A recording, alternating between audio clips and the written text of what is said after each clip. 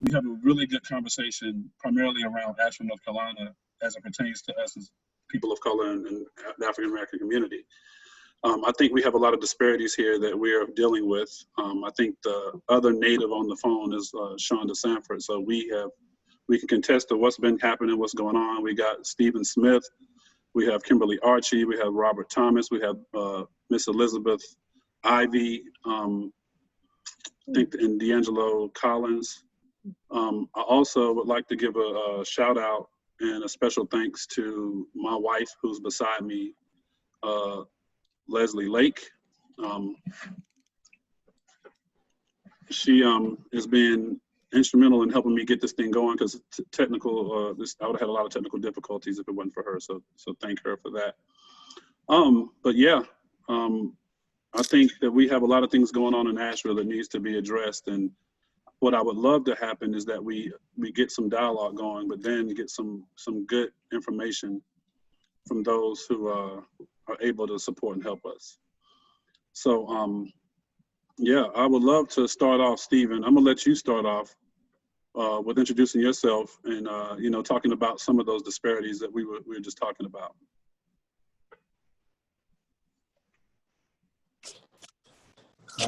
Good evening, everyone. My name is Stephen Smith. I'm with MS Lean LLC. I'm also the president for BMU, Black Men United. Thank everyone for coming out. Thank you, Lake, for having me. As Keenan and I were speaking earlier, I was given some numbers, and they were saying that the wealth disparity was 17,000 for actually Black individuals, Blacks in Asheville locally, and 173,000 for whites, which is a huge disparity. So I think one of the things that we always have the conversation in BMU is like, how do we influence economic development and establish wealth inside of our own communities? So a lot of conversations has been addressed on how do we actually create businesses that supply or answer to those needs. So just again, thank you for having me. What's up? Miss Shonda Sanford, you can go ahead and introduce yourself and talk a little bit. Okay. Hello, everyone. My name is Shonda Sanford. I am the Director of Resident Services for the Asheville Housing Authority here. And I also chair the Asheville City Schools Board of Education. I too, as Keenan said, am a native of Asheville. And I guess what I hope to get from this is to just to learn and understand and get some ideas on what we can do to make Asheville feel like home again, because I feel like a tourist in my own city. So I know it's what I was talking to Keenan earlier this week, and I think the first thing, it has to start with us. Whether we like each other or not, we have to learn how to work together because other people do it so well.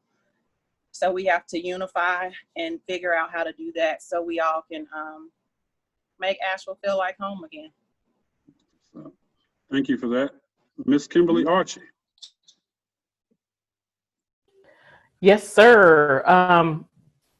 Thank you for inviting me to be here tonight. I'm Kimberly Archie. I serve as the Director of the Office of Equity and Inclusion for the City of Asheville. And I've been in the Asheville area for 3 years now, and I'm not a native.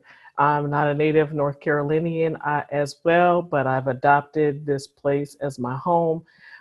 And while I've been there, working very hard with the city, within the city government, as well as making connections in the community to bring equity and inclusion to the forefront of the work of the city, as well as other institutions and organizations that were previously not focusing on equity, especially racial equity. And I look forward to a conversation about how to work together. Similar to what Shonda said, I do think that there's some unification that needs to happen within community. My observation is that there's a lot of trauma and hurt and and some internalized oppression that that is being experienced by Black people in Asheville. And until we can talk about that and get that out of the way, work on that, work on healing, I think it will be difficult for people to come together. So again, I'm like Shonda, don't have to like each other, but can we work together for the same goal? And we don't have to do it the same way. That's the wonderful thing about the community, is that we all have gifts and talents and strengths. And let's figure out how we can align them and use them versus tearing each other down and succumbing to white supremacy culture. Thank you very much for that. Miss Beth Ivy. Okay, can you hear me? Yes, ma'am. Oh, good. Elizabeth Ivy, you guys, you can call me Beth. I am with Sister Soul Sessions. I am a mental health professional here in Asheville, North Carolina. My focus in Sister Soul Sessions, and just piggybacking off of you, Miss Archie, it is about aligning and using our strengths. And within Sister Soul Sessions, specifically, I want to empower Black women and women of color.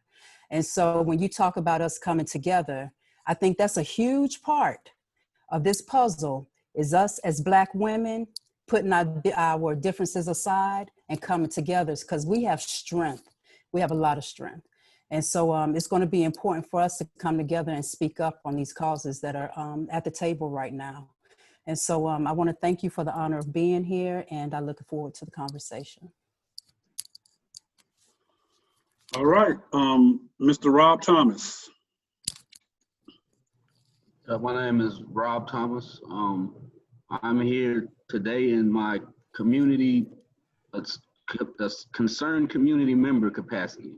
I am also a native to Asheville, North Carolina, born and raised.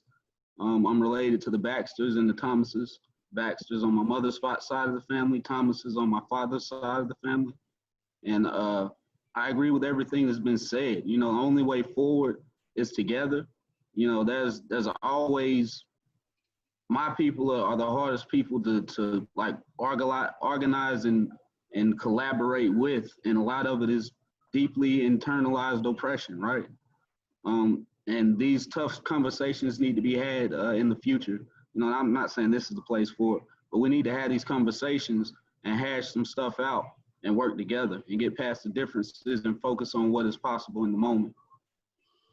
And last but not least, Mr. D'Angelo Collins, AKA my son. Son. What's good? What's good? I'm D'Angelo Collins. I'm an alumni. I'm an alumni from Asheville High School. Graduated 2018. I've been here my whole life. I serve as student ambassador for My Daddy Taught Me That, and I do lots within the community. I say I'm Asheville's finest, and I'm just here to put in my input for the voice of the youth within this conversation. That's what's up. So, Peace, Young King. How are you? What's going on? How you been, man? Good. How you? I'm blessed and highly favored. Thing. I'm trying, man. I'm trying. I'm following. So I'm gonna direct the conversation now to Miss Mallory and Mysonne. So I think you guys got a little bit of the information. What I want to do really quickly is briefly talk about certain things that we're dealing with in Asheville. So before I do that though, can you two introduce yourselves, please? And ladies first. Miss Mallory, if you can go first. Can you hear me? Yeah, we sure can. Okay, I'm sorry, someone was speaking to me and I got distracted. What was the question? No, I was saying if you could introduce yourself before we get you guys to answer some of our questions here. Great, so hello everyone. This is an incredible group of folks. I didn't expect to see so many faces, but I'm glad that we're all together. And immediately upon, hearing you all talking about your community, I got excited that I actually know what I'm talking about tonight. Like, I'm really, really excited to share some information about some of the programs and projects that I've been working on for a very long time with Mysonne and a lot of other great folks in New York City that have been extremely helpful to us in terms of trying to restore some type of wholeness to our communities and to our people. And so I'm so excited. My name is Tamika Mallory. I am a 25-year organizer, but most importantly, I am the mother of a 21-year-old young Black male, and I live my life every single day in pursuit of his dreams, the dreams that he has not even dreamed yet. And I am just, I'm so excited about what it is that our people can be. And so I'm invested in any and every conversation that is about our upliftment and empowerment. And I'm also co-founder, along with my son, of an organization called Until Freedom, a social justice organization that fights for disenfranchised people. Thanks for having me. Thank you. My brother, And my I'm son. also eating food, so if y'all don't like it, sorry, I'm hungry. So, yes, first of all, let me apologize for my lateness because I was running around trying to do 1 million things at once, but I know how critical this conversation is. Thank you, Kenyon, for Keenan, for having me. As always, you know, you guys are like family to me since I went down there before, and I'm just privileged to be in the presence of you guys. My name is Mysonne Lennon. I am the co-founder of Until Freedom. I'm an activist and a rapper. I call myself a self-proclaimed raptivist. I utilize my voice, my platform, and my talent to highlight social injustices such as police brutality, child incarceration, civil rights violations. I've been doing this for probably the last 8 years now. I work for Tamika Mallory. She's pretty much my boss. She tells me what to do most of the time. You know, if you see us getting into what John Lewis would call good trouble, is usually something that she's put together and we just followed, and you know, and so that's pretty much what has been my job for the past 8 years. Like she said, I'm just interested in uplifting my people and finding out how do we actually get to the beloved community? How do we actually get equity and equality? How do we educate, inform? How do we evolve? You know, being formerly incarcerated, I understand the ills, understand what we as Black men especially deal with in this country. You know, how so many things stacked against us, and not to say that we want handouts, not to say that we want to make excuses, but we have to acknowledge what we're dealing with. So I try to do my best to help my young Black brothers acknowledge what they're dealing with, so they understand they have to work that much harder. You know, so it's not that we look for excuses, which I hear a lot of people say. It's not about looking for excuses, it's about educating. So when you know what you're up against, then you know just how hard you got to fight.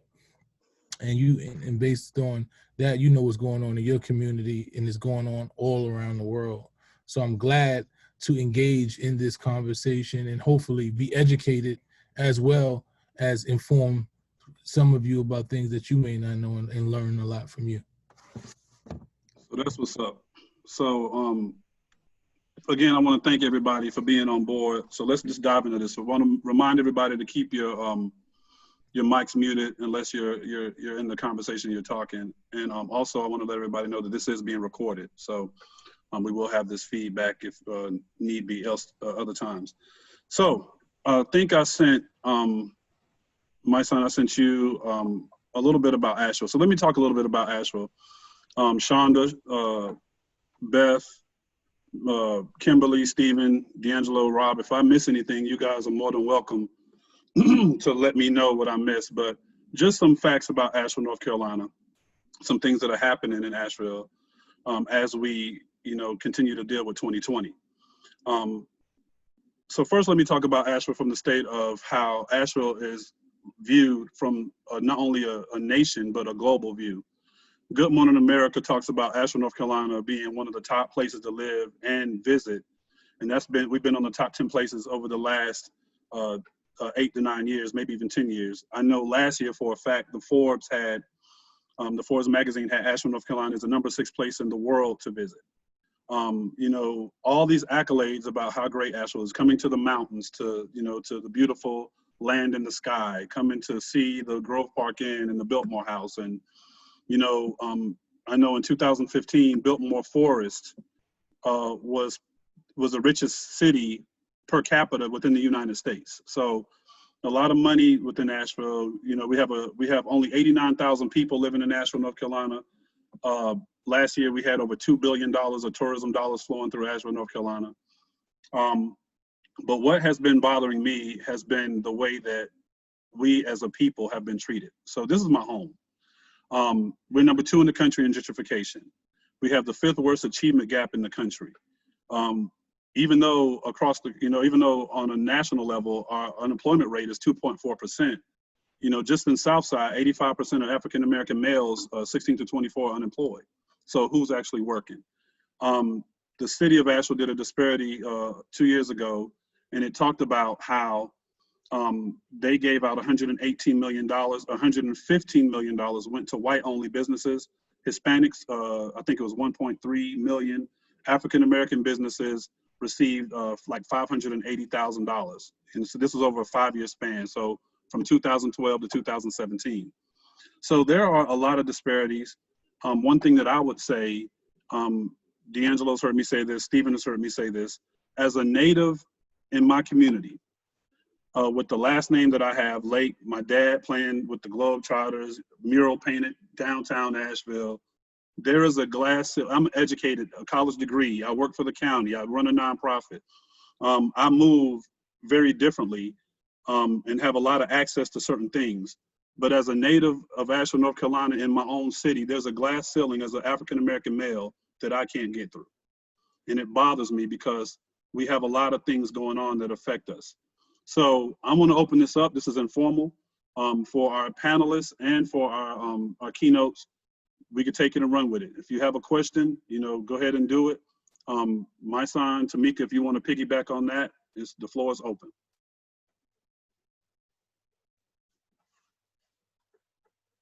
Go ahead, Rob. I think Rob Thomas has a question.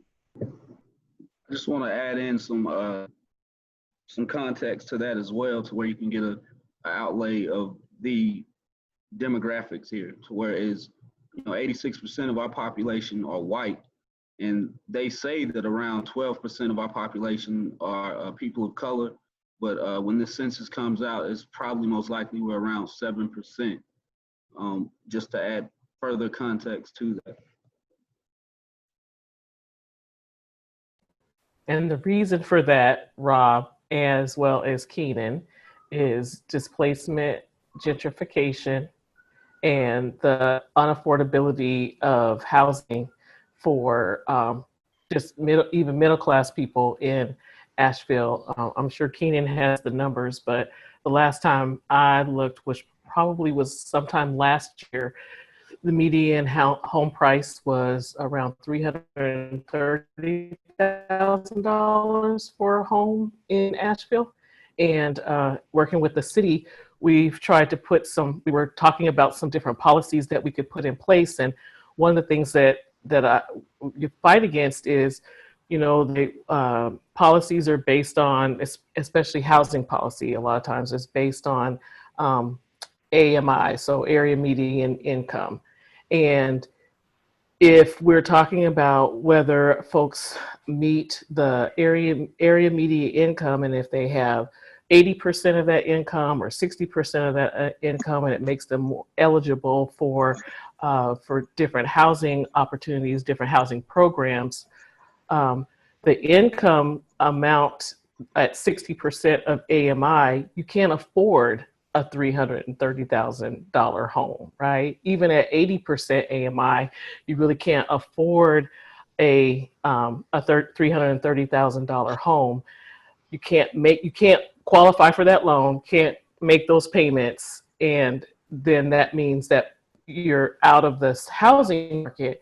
And so housing is one of the areas that we're having a lot of issues for, especially for Black people in Asheville, right? So whether we're talking about public housing, and Shonda, you can speak to this more, or to, if we're talking about market rate housing, or in between there, what's considered affordable housing, stable housing, safe, secure housing for folks is a big issue in Asheville. And so people are moving and leaving the area because they're able to find affordable, safe, secure housing in other places, either outside the city, in the county, or they leave this area altogether. And so we have a talent drain as far as Black people are concerned as well. Yeah. Tamika, you want to follow up? Yeah, and I think that what you already probably know, and certainly it is not my intention, or I would say our intention, to try to educate you all on things that you are very, very aware of. But I think it's worth stating, especially in this forum, that all of what you just stated is intentional, right? When we know that. So whenever people, I think you said, was it CNN or some news outlet, Keenan, did you say it was CNN that's reporting about Asheville, and it was Right. CNN, right? Yeah, Good Morning, well, Good Morning America, CNN did something last week because they announced reparations, but Right. Good Morning America, all these platforms, right. Exactly. So whenever they start talking about your community as they have zeroed in on Asheville, then you know hell is coming, because they're zeroing in because there is something there that people want. You know, there's some value that they can see. And by they, we're talking about gentrifiers in the form of corporations and, you know, other institutions that want to take the community because there's a rich history and there is, you know, good soil, if you will, and they want it. And so the first way that we've seen, certainly growing up in New York City, and I was a very aware young person, or woke, if that's what young people call it now, that I see your son is smiling, so I guess it's called woke. At the time, I was aware because I had parents who were very much so involved in community organizing. And so even when I was little and I didn't really understand what I was hearing, but I know they went to these community meetings where they were constantly talking about how the redistricting and the gentrification was pushing people out of places that they lived and we lived, and pushing people into the outskirts, and folks were moving down to North Carolina, people moving to Georgia, people moving to South Carolina, because they could no longer afford to stay, especially in Harlem, which has now become, you know, probably more of them and less of us. People couldn't afford to stay in some of these places. And so we started to see sort of a mass exodus of people leaving.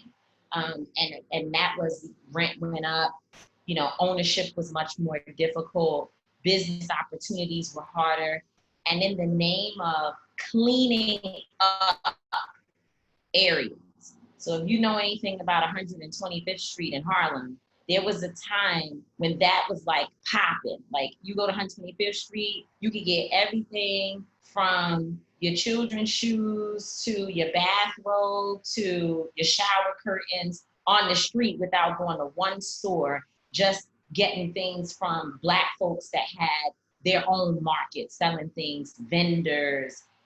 You know, we used to have something called a Mart 125, which is a place where a Black person owned a space, and it was like our own mall, where a number of businesses were inside of there selling leather jackets, jewelry, but Black people.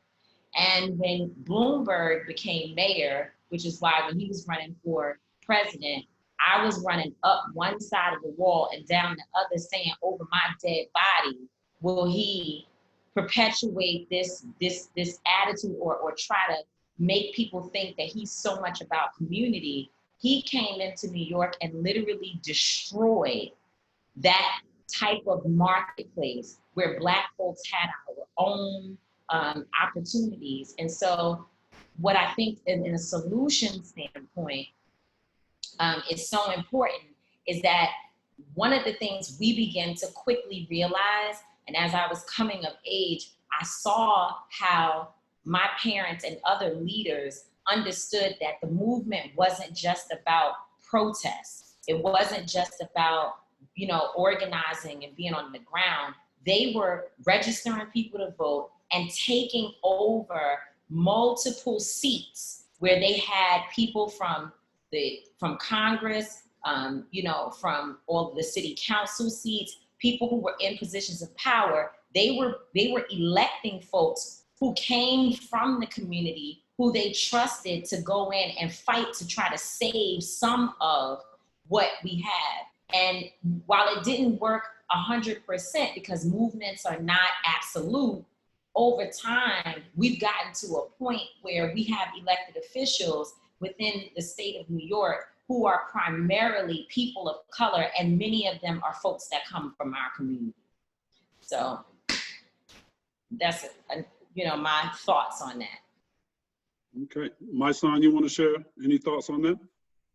I mean, she pretty much broke it down. You know, when we look at, like you said, you know, there's a ceiling, and there's been a ceiling in most of our cities, especially where there is resources. When there are resources, where there's predominantly, you know, white people who make up, and we are the minority.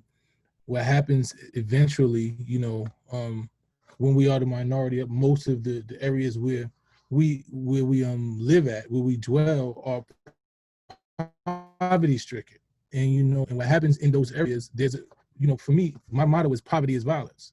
You know, so when I went there to Asheville, and I went to the projects and seeing how they were shutting the projects down and moving, it was like, there's pretty much a motto of where they were just shutting these projects down. And the reason for that is to move people out, because there is a rich, you know, the surrounding areas are rich. So you realize that this is a very rich town. We can move these people out, put them into one area, and eventually just fade them out, and then move in all of the rich people in the area. So that they're very, you know, there's a very intentional method to the madness that they create. So what we have to do is understanding that, is try to build, is try to unite. Like she said, we have to figure out, how do we put politicians in offices, in the places that we are, you know, that we are the majority, those places, those pockets. How do we vote in, you know, government officials that have our best interests at hand? How do we put together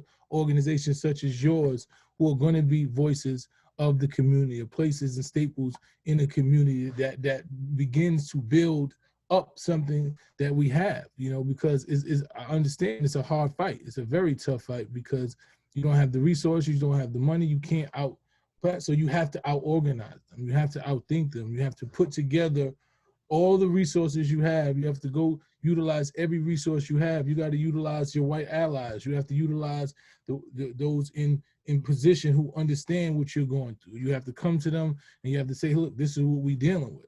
And then that's how you fight back. But it's definitely an uphill battle, because gentrification happens all over the world. And, you know, for most part, we have not organized ourselves in a manner for it not to happen. You know, we've most of the time we just see it happening and we complain, but we haven't done anything to organize and creating situations to where we own the block. Like, you know, we got to start investing in real estates in those certain, because that's what it is. It's real estate. We got to say, okay, let's put our resources together and let's start buying some of this real estate. Let's start, you know, strategically buying real estate to where we are, you know, we continue to own our community. So I think it's different strategies, but I think organizing is the first strategy, understanding what it is that you're dealing with, and figure out, how do we start to own our communities? How do we start investing in our communities? How we utilize our resources? What is the process to us to start owning some of these stores, start owning some of these buildings, so we able to dictate who lives there, you know, where our money is going in our communities, because that's the only way that we have a chance. I just wanted to just say one thing. So everything that Mysonne said is so true. And I think that someone was saying when we first came on and everyone was giving introductions, that women and folks just have to work together. And I think that is such an important part of this whole conversation, is like, how do we collaborate? How do we get ourselves in the spirit of working together? Because even this idea of buying property, if we could learn how to pool our resources the ways that other communities do, whether they like each other or not, or they all are into, you know, one another. They don't necessarily break bread and have dinner all the time, but they know how to put their resources together to buy their community back, or to own their community, to own the stores, and to partner in a way that sort of blocks other individuals from being able to prey on the weak. And I think that's a model that we have to look at other communities and learn more about how they sort of operate, and then use that as a way to build our own small communities within communities, and be a model for other states and other cities that are looking to do the same. So, Ms. Tamika and Mysonne, I guess my question to follow up with what you just said is around the how, right? Because I think that there's so much trauma, and which has breeded distrust within the community. And, you know, I feel okay saying this. I know that I'm not a native. I'm considered an outsider. But for me as an outsider to speak to, you know, a dozen or two different Black leaders or people that are known in the community when I first got here, and for me to come up with that's what this really is about, is the trauma and the distrust. It speaks volumes, right? As an outsider, that I was able to figure that out pretty quickly, and yeah, I'll allow folks to be mad at me, natives to be mad at me for saying that it's about this trauma and this distrust. And we know that white supremacy likes to limit us and likes to separate us and likes to destroy the relational nature of Black people, of African culture.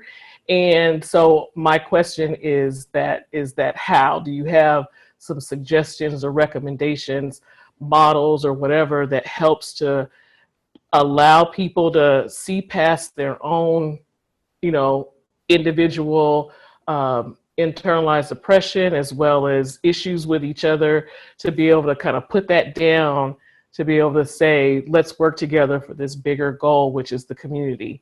And along with that, you also talked about how your parents and the people that they were organizing with took council seats and mayorships and you know, elected positions. And I just want to let everyone on the call know that we currently have an opportunity, because we have a city council person who today was their last formal regular meeting with city council, because he's moving away with his family. And so his council seat is open, and the council gets to select this person versus this person running for office through the usual means of an election and all of that. And so the application is online at ashevillennc.gov. All you have to, the minimum criteria is 18 years old and live in the city limits of Asheville. And thank you for putting the link to, or the web address in the chat. But we have an opportunity here to get people that align with this work, with the people that are on this call, and that want the same end goal as many of the Black people in Asheville, to take that seat, right? So I just wanted to pump that, but I'm also looking for, and I think many of us are looking for, the answer or some answers to the how. So if I could start in saying, you know, you mentioned, Kimberly, that if we want to have a conversation with a dozen people, and I can't tell you how many times I did nothing because I was waiting to have a conversation with a dozen people, or 9 people, or 7, and I didn't use what was in my hand, right? That's the state. Use what's in your hand. There's already enough people on this call to make a move. And I think what often happens is we get stagnated and trying to bring everyone along. And when we're trying to bring everyone along, no one moves because people are not all at the same place at the same time. The thing I'm learning about, and it's a struggle for me as a leader, because when I step out and say, I'm fighting for Brown and Taylor, whoever it is, I want everybody and their mama and their grandmama to stop everything and join me. Because we should. Like, this is a no-brainer. Like, let's shut it down, right?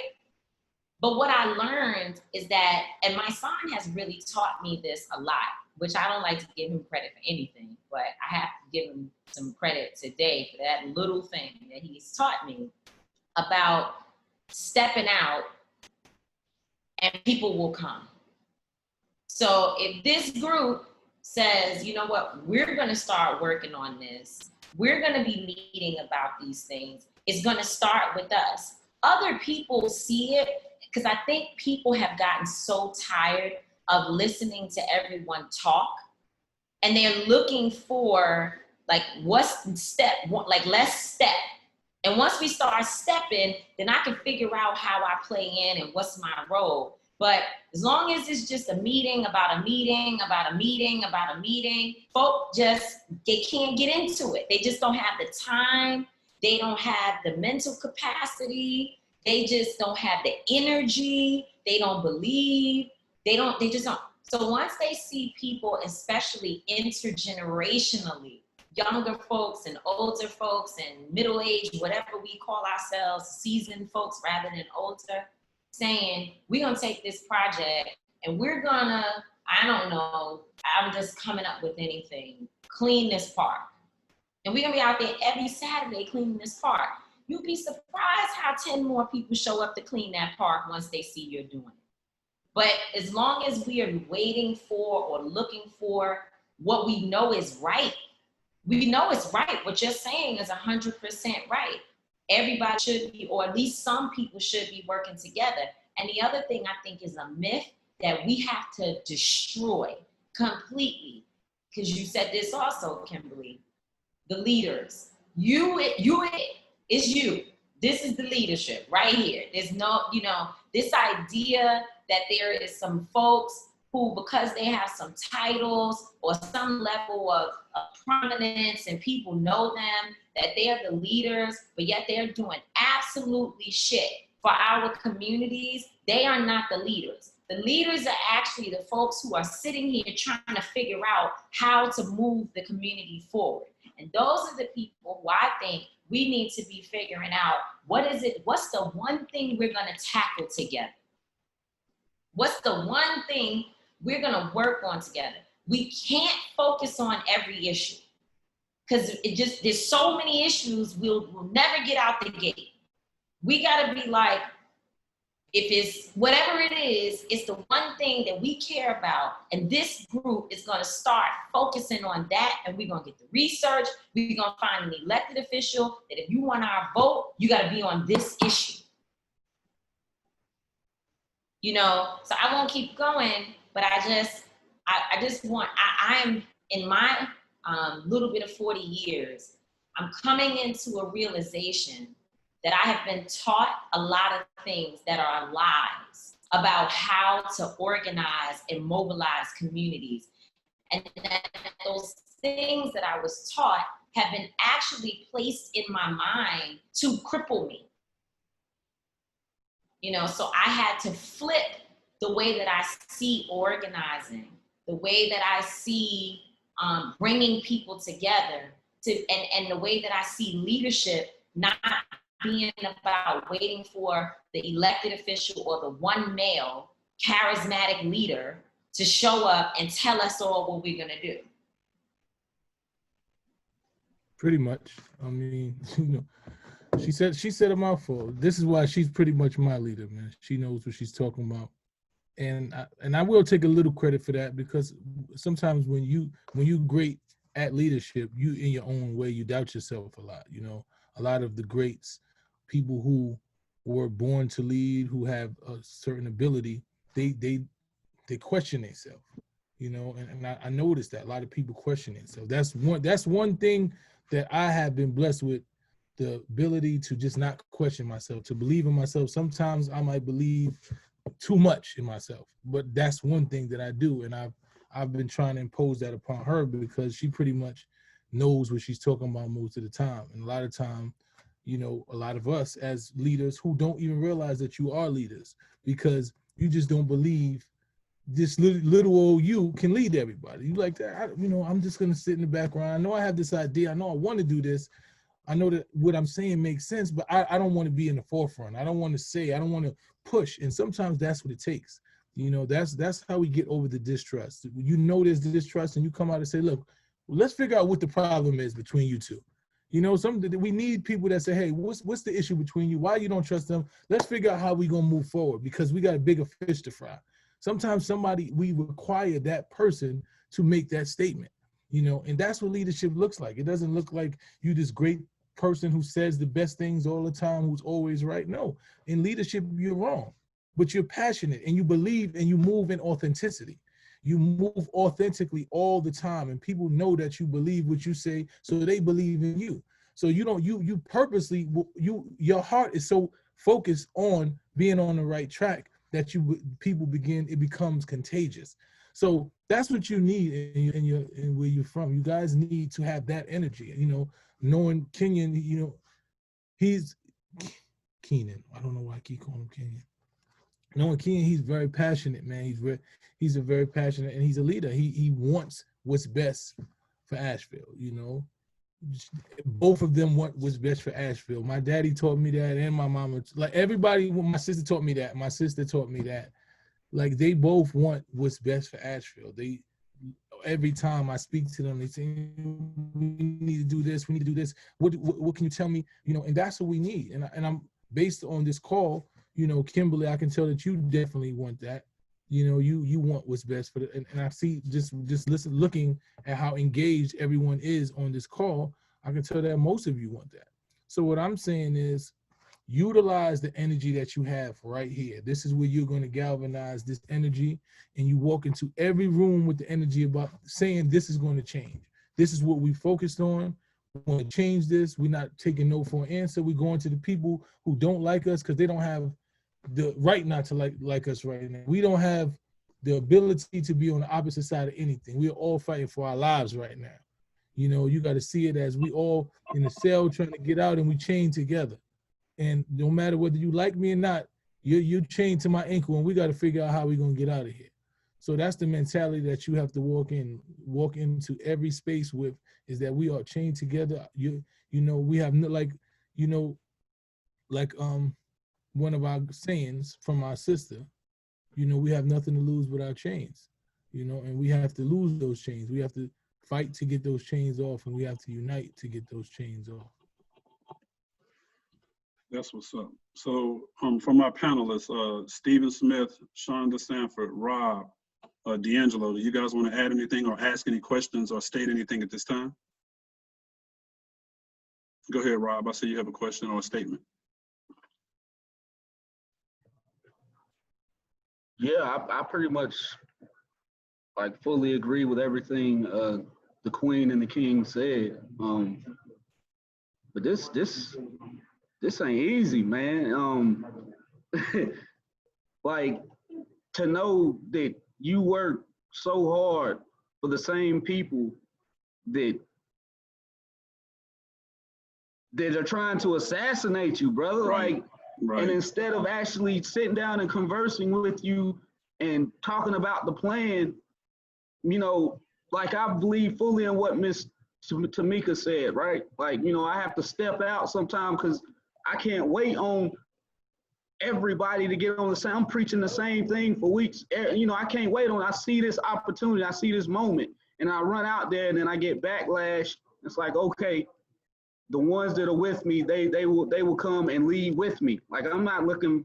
Like y'all said, we need leaders. We don't need a bunch of followers. We need multiple leaders in this moment and in this time right now. You know what I'm saying? And this ain't about no one person or one individual.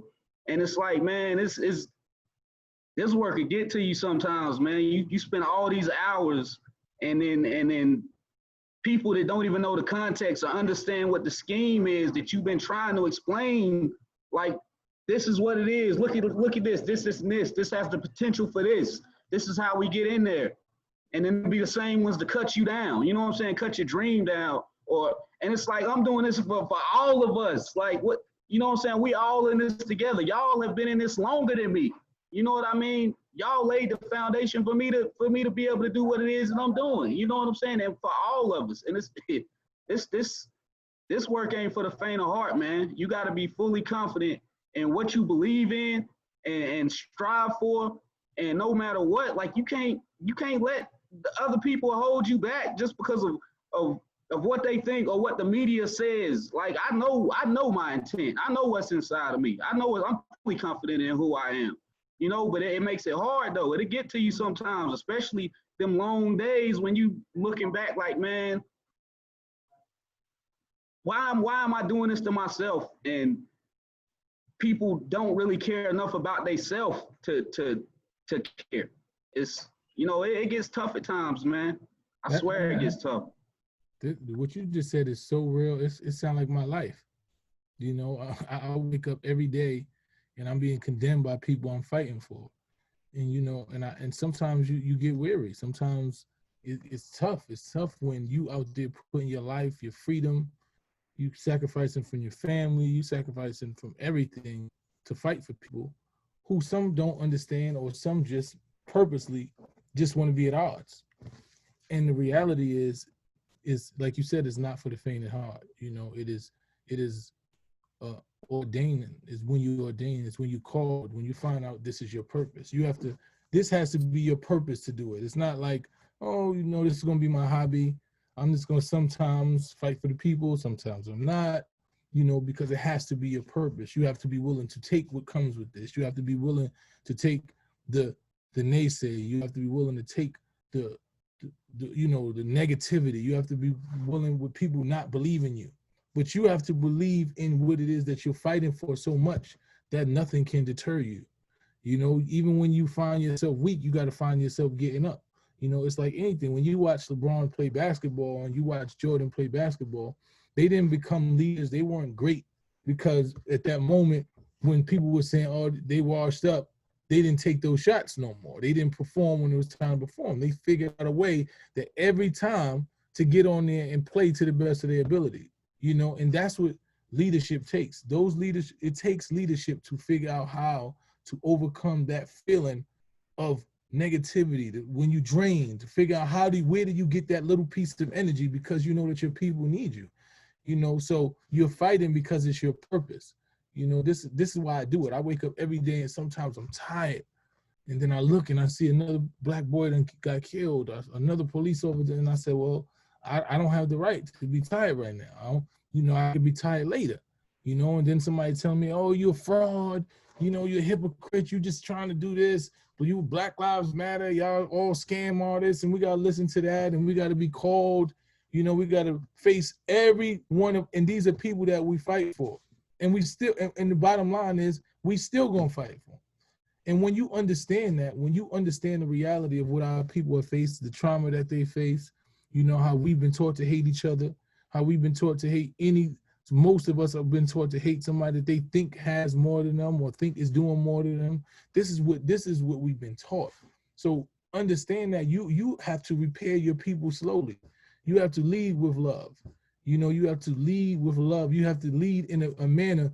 You can't combat it with the same energy they give you because they justified in it because that's what they want. They want that reaction. So when you lead with a level of love that is contagious, you can't keep hating somebody that loves you. It just don't work. You understand what I'm saying? You can't want to fight somebody that every time you see them, they smiling at you and they trying to hug you. Your soul, only thing you're going to do is move away from them. At some point, your energy and your soul is going to say, you know what,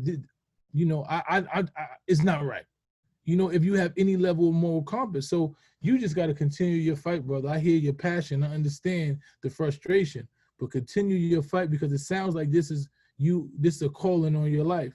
You know, you are called to be one of these leaders in this community, you know, and you have to figure it out.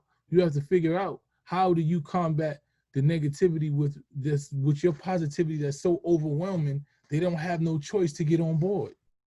That's the key to it. Your work is going to outlast any negative energy or people that's talking, whatever it is. The work, just continue to work. I always tell Tamika was going through some hard times last year. You know, it was a real rough patch for her. And I kept saying, Tamika, just keep working. I'm trying to tell you, what they say about you only matters when you're not doing the work that you're supposed to be doing. Because the only thing they have to hear is what somebody said about you. As long as you're doing the work, it's going to override with the words they saying. I say it all the time. You can say what you want, but I'm outside. Every time when it's something, I'm outside. I'm not on here typing about somebody else. I'm literally willing to put my life and my freedom on the line for my people. And that's undeniable. You can say what you want. You can think what you think about me, but you can not deny the work that I'm doing. It's going to speak for itself every time, brother. So continue to do that work. Continue to do it with that passion. Do not be moved. Only way the naysayers and the negativity should do what they can do to you is empower you, give you more fuel. Use it as fuel to work harder. That's what it does for me. Every time somebody says something negative to me, okay, I got to do it. I'm not working hard enough. Let me work a little harder. You know, so that's what you got to do, brother. I hear the passion in you, and you know, and I think you got what it takes.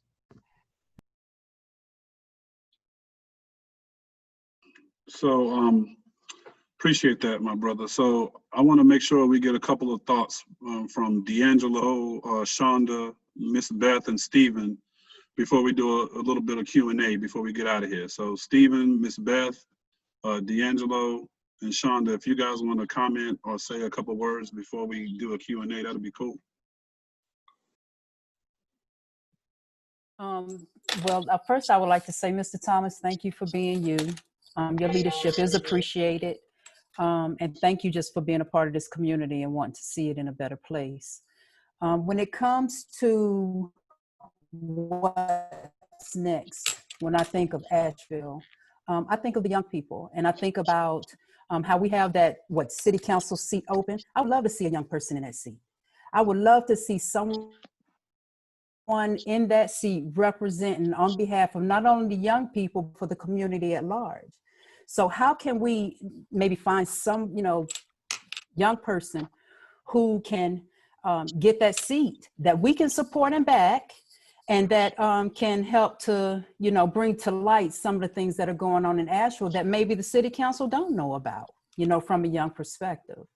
And I would also like to see us invest more in the young people, from the young children to adolescents. Y'all, in Asheville, they don't have anything to do. They don't have anywhere to go. They don't have very many resources. The Asheville Recreation Department, when I was growing up, we had just from under, it was called Livingston Street Center then.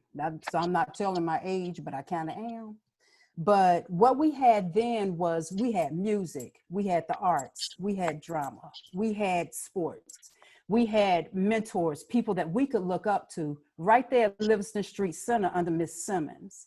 So what I would like to see is more, some of these funds that they're talking about, diversify, put them in the young people, put it into the rec centers. Let's find things for them to do. To be really honest with you, I would love to see a skating rink again. I would love to see that being a venue where kids can go, where adults can go too, but also in a space that big. Do you know how we could utilize that space for different things? So it's just, for me, I think, when we're talking about investing in our community, I think we need to start with the kids, and we need to start empowering them and motivating them to not only get their education in the different schools, colleges, and universities around just this area alone, but have them keep their talents right here in Asheville. And I also think that, we want to hold Asheville City accountable. I think Buncombe County needs to be included in that also. So I think, that's just, where I'm coming from. I think it's all about the young people and getting them to want to be in Asheville, to reinvest their talents in Asheville so they think they can hold them council seats. And that's just what I think. You know, Miss Beth, I think you hit the nail on the head, and I'm making notes of things that I actually wanted to say, because one thing that Mysonne and Tamika, I don't think you guys understand, is that we don't have a large population of people that look like us in this city. You know, when people were doing introductions and stuff, we were talking about how there are some differences within our community, but that's because there's so few of us. If our voices were loud enough, we could have been made change, but it's not enough of us. So ultimately, at the end of the day, we're working our butts off, and we hardly have time for each other.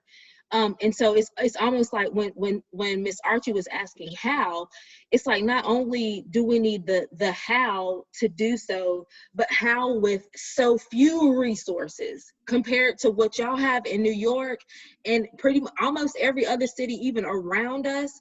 It is so few of us that we are intentionally put against each other. And yeah, that's something that we need to work on. That's definitely something we need to work on. But at the end of the day, we don't have enough of us right now to have time, because we working our butts off to still be broke. We still, you know what I'm saying? Like, we are working our butts. I claim being rich. I claim it. I receive it in the name of Jesus and everybody else. Hallelujah. But seriously, we broke compared to what this city can afford for us to be living in. So Beth, you hit the nail on the head when it comes to demands from the city and the county. And I'm not just talking about reparations. I'm talking about all the things that, because our community is so small, the least you could do is give it back to us what you've already taken. The least you could do. And then we have to come together. We have to come together to figure out what to do with that when we get it. We absolutely do. We can have forums and caucuses and stuff all day long, but not all of us can be present, because we got to work 10 jobs. Right? Just to keep a roof over our own heads and our kids, and then the son and all them over there in the corner, you know. So it's a lot of work that we have to do, but and you know, just like Rob was saying, it's hard work. And the only other thing I wanted to ask Mysonne and Tamika while we have some time is, because we're so small, we do right now have a lot of white allies who are out there on the marching field with Black Lives Matter posters, doing all kinds of stuff. They are out there for us. And as much as that's appreciated, now what? You know, you still got the upper hand every time. What's next? What should we be demanding or asking for from the majority of the people in our community who say they're on our side? What are we asking for? What should we be saying now?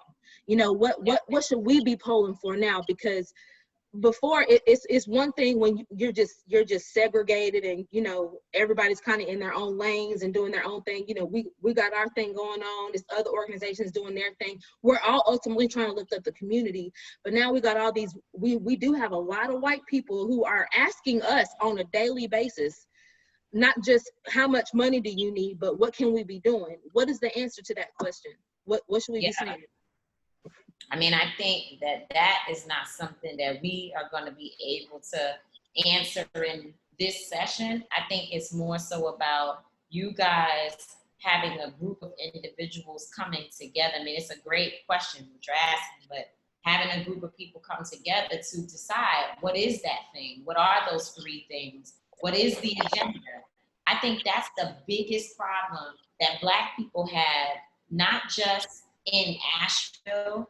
And trust and believe, it may seem like New York has a lot of resources, but those people who are Black people who really want to fight against the system, who want to be uncomfortable, is a small group. It's always a small group. So that's just the reality, is that whenever we go up against an issue in any city across this nation, there's only a small group of individuals who are prepared to really, really, really jump in, you know, and to sacrifice, which is, you know, a whole conversation in itself.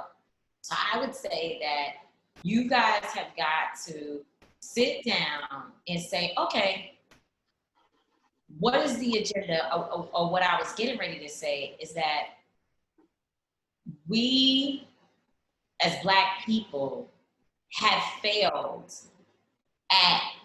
because we're so busy, as you said, so overwhelmed, so traumatized, so much happening. We have failed to prepare for this moment. So we're in Black Christmas. This is Black Christmas. Anything we want, we can ask for. People want to help. People want to throw money at it. Corporations want to give everybody. And we're in an election where we need, where the Democratic Party needs us to show up so that they can get back in power. And folk running around saying, what do we ask for? And that's in every, that's in every community. In reading Operation Breadbasket, if you go to my Instagram page, last night, I did a 3-hour live, and about the last 2 hours was Roland Martin and me. And it was a master class. It was a great discussion that I would suggest that you all go and listen to. And I'm not saying it was great because I was a part of it, but because many people told me it was great afterwards. We were talking about Dr. King's strategy for movement. It wasn't just that he got upset and jumped up and down and started screaming and hollering about an issue. They had a strategy. He had 4 particular areas of how he approached movement. So whenever there was something happening, the first thing in his 4 steps, or the 4 principles of nonviolent action, was to identify a problem, to be able to call it out and bring awareness that there's an issue here. The second piece was, and to identify the target, right? Who is it that we're targeting? Who's the individual or the entity or the institution that has the ability to change what it is that we're speaking about or what we're demanding? The next level is, what do you call it?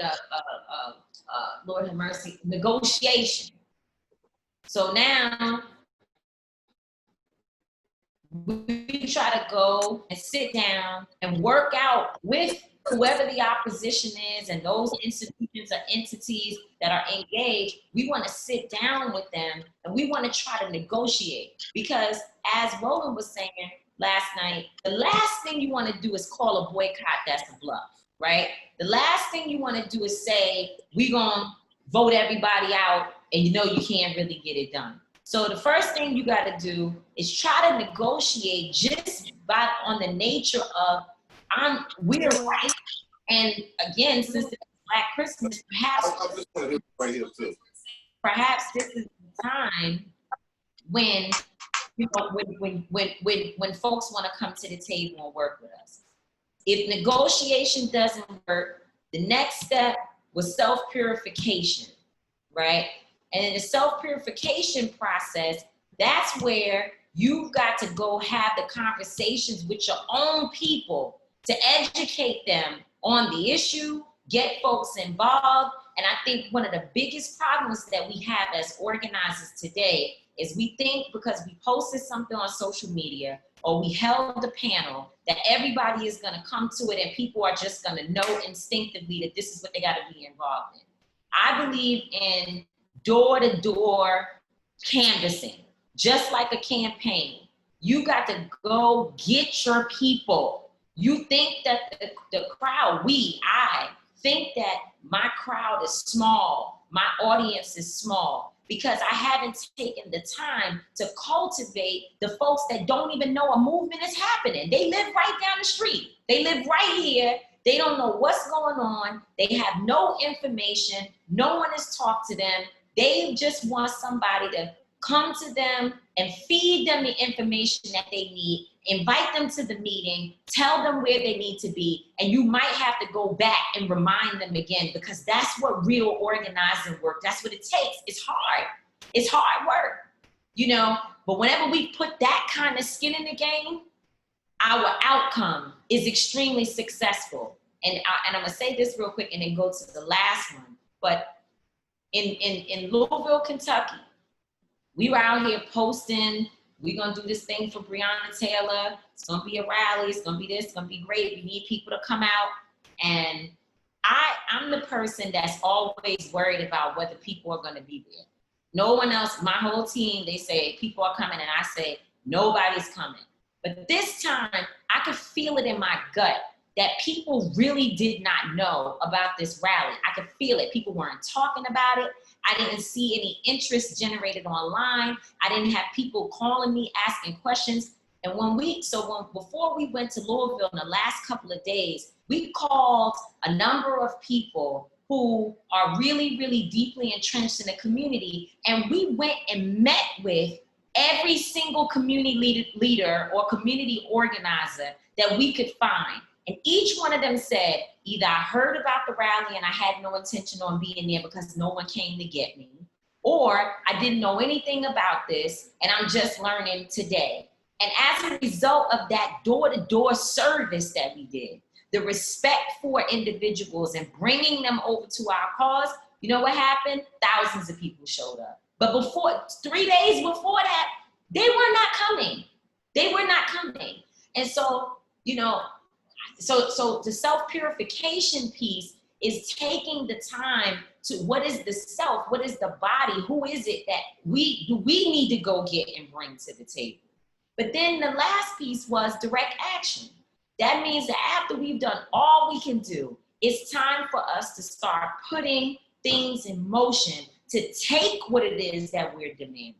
And now we've got to be at a certain level of willingness to sacrifice and to hurt because it does hurt in order to push for change. So I think that the models that we need in order to organize our people already exist. We just got to go back into our history and look at some of these things and then put the remix or the stank on it or whatever we like to say and do it in our own way. Got you. So D'Angelo, I see you had your hand up. You got a couple of final comments. We're gonna be wrapping this thing up in about another 10 to 15 minutes.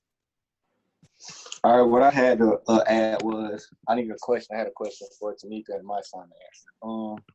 So with me being young and me trying to do so much for the community and within the community positively, how do you change the mindset of the younger crowd and the younger folks to want to join in or more so add their voice?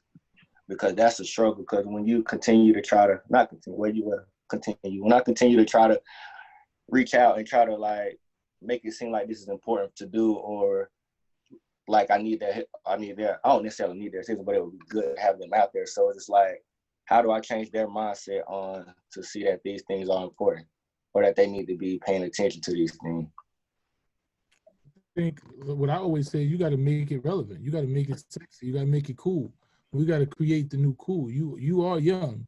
So, you have to speak the language of the people. You have to, that's what I do. Whenever I try to speak to youth, I don't come from a position of where I am. I don't speak to them as a grown man who knows the things that I know, who has wisdom, who's been through all these things. I don't come because that's kind of like preaching. I come to them as the person I was when I was their age. I come to them with the same method. I said, what would you have had to say to me at 18 and 19 to make me pay attention? Because if you came here with the, hey, this is not right, you need to go to school, if you came having that conversation with me, I would immediately think that you didn't understand my reality. I would immediately think that you just weren't, me and you weren't in tune. Like you were somewhere else, that you was a square person that didn't really understand what I was going through. And you was coming here with the square business, not understanding what I was dealing with in my community, what I had to deal with every day. So when I had conversations with them, I would let them dictate the conversations and ask questions. Because when you start asking people questions and they start giving you answers, they start learning themselves. I have a 22-year-old son. So when I'm talking to my son, he'd be like, yeah, Dad, I'm doing this. I'm like, where are you doing this? So how's it going? And he'd be like, well, I don't know. I'm like, so are you, like, what are you doing? Like, are you putting a lot of effort in it? Like, are you going out every day? Who you call? Are you trying to get a job? Have you called? And then he start asking questions. I don't start saying, yo, you got to do this. I just start asking them, are you doing these things? Are you going on? Are you following up? Did you put your resume? Did you call? Did you follow up with the situation? Like, are you putting all the steps to do it? And then I said, okay, well, I mean, I'm just trying to figure out if you believe that you're doing the right thing, then cool. I'm with you. I'm just letting you know. You know, a lot of times I have conversations with the youth and say, look, I'm not here to preach to you. I'm just to let you know that there's sharks in the water. Now, if you want to put your hand inside there and get them bit, cool. I'm with that. And as long as you're willing to deal with the consequences of your actions, that's what a man is to me. Any man who's willing to take action and deal with those consequences, that's manhood. And I have to respect that. But my job is to let you know there is sharks in the water. If you want to go there, cool. But I'm going to tell you the facts about that. I'm going to have real conversation with you. I'm going to talk to you like I would talk to you as my friend. So what you got to do is utilize the fact that you're the age, the fact that you're young, the fact that you know what's hip, the fact that you understand the music, you understand the culture, you understand the dress code, all of those things. You got to utilize all of those things to make them gravitate to what you want them to hear. You got to use all of those things to reel them in. A lot of times people say, you know, you got to put a little candy in the medicine. You know, people like cherry flavored cough drops because they don't want to taste the medicine. You know, they need the medicine, but they just don't want to taste it. So they go get the cherry flavor, the orange flavor. You got all kind of different flavor medicine because people do not want to taste the medicine. So you know that you got to give it to them. So you got to add that flavor to it to make it make sense for them, and you healing them at the same time. All right. Shonda, you or Stephen, do you have any last comments or statements that you want to make, or even questions at that? Yes. Yeah, I just wanted to say thank you, Mysonne and Tamika. And when I just think about, I just want to say thank you each for your wisdom. But one of the things that I see a lot of times in this community that what we have is missing is our ability to connect the dots. Like, because a lot of things we have, we're different in a lot of areas. So what I like to look at this life as is like the makeup of the body. But you know, if one part of the body's sick, really the whole body's sick. So it's kind of like we haven't really found out how the pieces go, and making like the heart got to work right, the lungs got to be right, everything got to be healthy and operating on that same page. But a lot of times we're not really taking out and putting in the time and the effort to work to make it all work together as a whole. But that's one of the things I think that we struggle with. But when we really look at it, it's not really difficult. It's us sitting down, like you mentioned, LeBron and Michael Jordan. They practice to elevate their craft. They practice. So I don't think we're putting in enough practice of getting to know each other and building those relationships and strengthening, you know, ourselves. It's like what you said when Rob was saying about about the struggle. But one of the things that, like, I see that you be doing your weights and people like to work out and things like that. But what build muscle mass is resistance. If you don't have resistance, then you can't build muscle mass. So when we realize the importance of that resistance is not always negative. You know what I'm saying? It's like anger. Anger is neither good nor bad. It's just what it is. But at the same time, when we realize that resistance is like a gift in disguise, then I think we'll really realize that those pieces, we'll see all of those pieces come together. But like I said, again, I just want to thank you both for taking out the time. Okay, Shonda, you got any final thoughts or comments? No, I just want to thank you as well for joining us today, and I guess giving us that little bit of hope. I know we always talk about how burned out we are, and so thank you for just giving us that little bit of push to keep it moving. And I think now it's up to us to do what you said, and all of us on this call get together, figure out what we're going to focus on and make it happen. Beth had an idea about the community centers. We've been talking about that forever. So maybe that's where we start. We take our community centers back. And I don't mean for specific programs or whatever, but for our kids to go and enjoy, and for us to be there as the old people, I guess we'll consider. Keenan's old, I'm not old. But so we can be there to mentor those kids and to help. You know, we can tell them about the sharks. It's up to them what they do with the information we give them, but we can at least be there, but we can give them a place to go and just be kids, not to participate in the program all the time, but to go play ball, to go play games, and just to be around or do what they want to do as kids. So I think that's something that we can focus on, but we definitely need to take your advice and come together and figure out what it is we want, what our next steps are. And with that, thank you for that. And with that, Tamika and Mysonne, we're going to wrap it up with you guys. if you guys want to give us a couple of, next steps or action plans or anything that you want to, final thoughts that you want to conclude, we'll greatly appreciate it. Well, I guess I would just say so quickly and have Mysonne to really sum it up, that it's also encouraging to us, like none of us are more, we're not necessarily further along, because if we were, then, Black people would be free.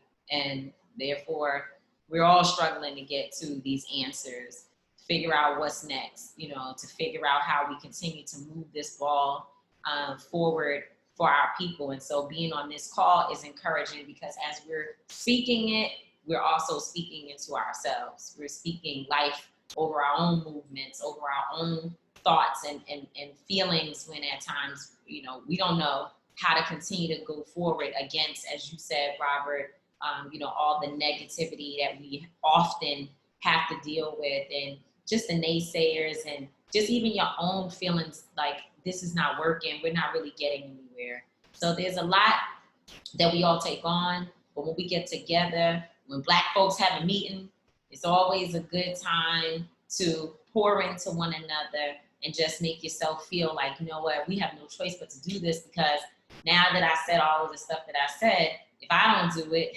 then, then you guys don't feel like you can do it. And if you all don't do it, then I don't feel like I'm actually doing my job. So we're all chained together, as Mysonne has said.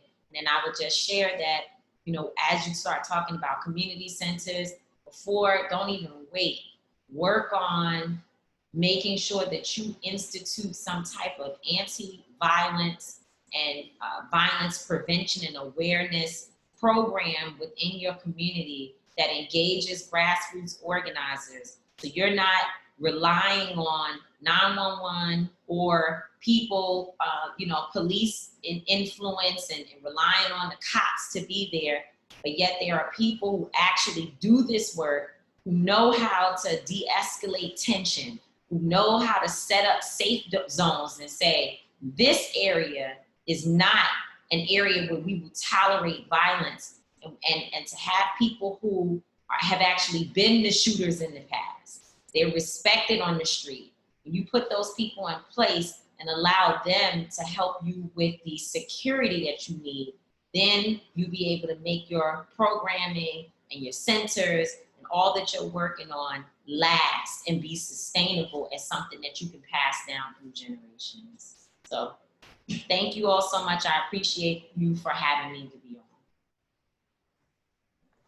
And I'll just veggie back, that's the new saying. We don't piggyback, we veggie back off of what Tamika said.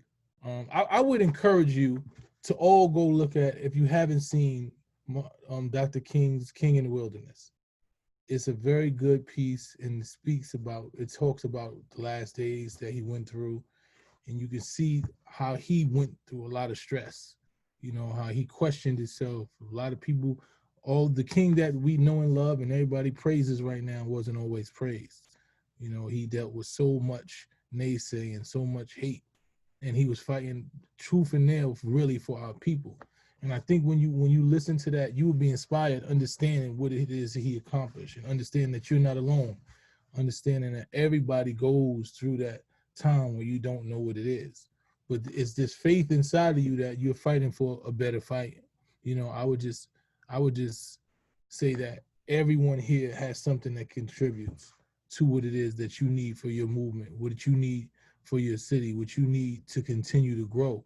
And everybody just has to find their entry point. We don't all do the same things. The reason why Until Freedom works as our organization is that we all know what it is that we do, and we're comfortable. It's no lead. We all are leaders in our own rank, but it's just different things that we all do.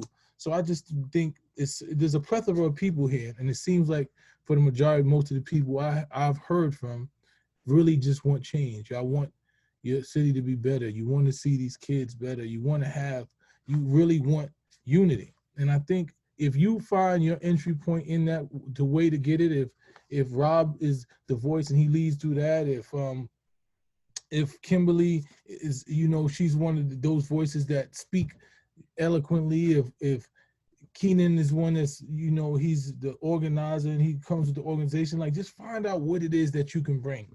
And what, even if you somebody that's just cooking, you know, if you some of you have whatever it is that you bring to this movement, whatever you is that you're going to bring to make sure that this town is united and that it's moving forward and that these kids feel safe and that you're growing and that you're not just losing the interests of these youth and that you're not just losing your own interests, you're not losing your own passion. You know, build with each other. Build. You constantly build, constantly engage. A lot of times miscommunication comes because you don't really have a relationship with most people other than when it's time to do certain things. Start to build relationships, ask questions about each other, try to figure out, you know, that's how you build family. Family and community are the same thing. I say all the time, we lost the neighbor in the neighborhood. The kids say, I'm from the hood. You know, we just eliminate the neighbor. We got to start putting the neighbor back in the neighborhood, because when you see your neighbor and you start identifying it, that's somebody that you're comfortable with. That's somebody that you want to protect. That's somebody that you want to build with. So, you know, get back to that, the community, the neighborhood again. And all of you take all of this passion and energy you have, and I promise you, you'll see the results. I'll see you later. I appreciate all of you for having us. You've been an excellent audience. You know, I look forward to doing this again. So before everybody hangs up, I also just want to thank Mysonne, my brother, and Tamika. Tamika, he's been trying to introduce me to you for like a year, and I think I had your number, and then I don't know what happened, but I'm coming up there soon, so we're gonna need to connect for sure. Let's do it. Let's do it. Can't wait. Can't wait. Let's do it. Thank y'all so much for being a part of this. You all look incredible, and just seeing the two of you as a strong Black couple sitting there together also gives, you know, I'm sure all of us hope. So keep doing what you're doing. Yes, ma'am. Thank you. The only reason everybody else that's listening to the call, the only reason they're not here is because of the current situation with the world right now with coronavirus and everything that's going on. But we still want to have this conversation in person, so we're going to stay in touch, and hopefully very soon. We don't know when that's going to be, but we will have them here for the next Reality Check conference. You know, it will be featuring part 2 of Mysonne and introducing Tamika to the entire community. Really excited. Thank you all to all the participants who have joined the call, whether you spoke or not. Thank you to the guest panelists, the folks who had, you know, comments and have introduced yourself. We're so grateful for you being a part of this. And I also, the last thing I want to say is this dude right here is the reason that we're on the phone right now, because Leslie is tired. Okay, she tired. So he really put all of this together. So kudos to Keenan Lake for his hard work and effortless. Well, was it effortless? It was hard for him. That's why I had to come help him out. Bless his heart. But we're grateful. We wouldn't be here if it wasn't for him. So good job, Keenan. Thank you. I want to thank everybody too. Thank you, Tamika. Thank you, Mysonne, Shonda, Stephen, D'Angelo, Kimberly, Beth, and Rob. I appreciate everybody and everybody who tuned in. I really appreciate it. That's what's up. Much love. Bye. Thank you, Keenan. That's what's up. Thank you. Thank you, Leslie. Don't hang up yet. Thank you, girl. Don't hang up. You gotta stay on last. Hang up the thing. Hang that up.